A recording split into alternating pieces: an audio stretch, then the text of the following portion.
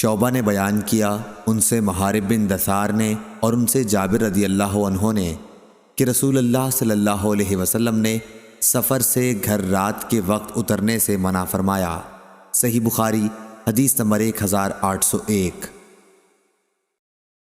حمید طویل نے خبر دی، انہوں نے انس بن مالک رضی اللہ عنہ سے سنا کہ آپ نے کہا کہ جب رسول اللہ صلی اللہ علیہ وسلم سفر سے مدینہ واپس ہوتے اور مدینہ کے بالائی علاقوں پر نظر پڑتی تو اپنی اونٹنی کو تیز کر دیتے، کوئی دوسرا جانور ہوتا تو اسے بھی ایڑ لگاتے۔ ابو عبداللہ امام بخاری نے کہا کہ حارث بن عمیر نے حمید سے یہ تلفظ زیادہ کیے ہیں کہ مدینہ سے محبت کی وجہ سے سواری تیز کر دیتے تھے۔ صحیح بخاری حدیث نمبر 1802۔ شعبہ نے بیان کیا ان سے ابو اسحاق نے کہ میں نے برا بن عازب رضی اللہ عنہ سے سنا، انہوں نے کہا کہ یہ آیت ہمارے بارے میں نازل ہوئی۔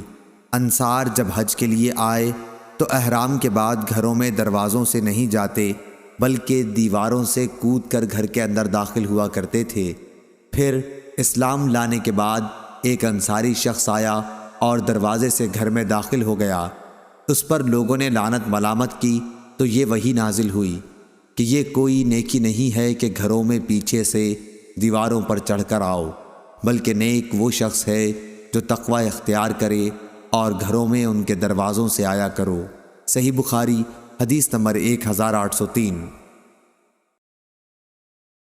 عبداللہ بن مسلمہ قامبی نے بیان کیا ان سے مالک نے، سمی سے، ان سے ابو صالح نے اور ان سے ابو ہریرہ رضی اللہ عنہ نے بیان کیا کہ نبی کریم صلی اللہ علیہ وسلم نے فرمایا، سفر عذاب کا ایک ٹکڑا ہے، آدمی کو کھانے پینے اور سونے ہر ایک چیز سے روک دیتا ہے، اس لیے جب کوئی اپنی ضرورت پوری کر چکے تو فوراً گھر واپس آ جائے۔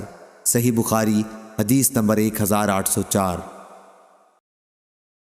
زید بن اسلم نے خبر دی ان سے ان کے باپ نے بیان کیا کہ میں حضرت عبداللہ بن عمر رضی اللہ عنہ کے ساتھ مکے کے راستے میں تھا کہ انہیں اپنی بیوی صفیہ بنت ابی عبید کی سخت بیماری کی خبر ملی اور وہ نہایت تیزی سے چلنے لگے۔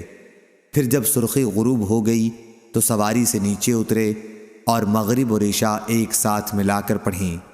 اس کے بعد فرمایا کہ میں نے رسول اللہ صلی اللہ علیہ وسلم کو دیکھا کہ جب جلدی چلنا ہوتا تو مغرب میں دیر کر کے دونوں عشاء اور مغرب کو ایک ساتھ ملا کر پڑھتے تھے۔ صحیح بخاری حدیث نمبر 1805۔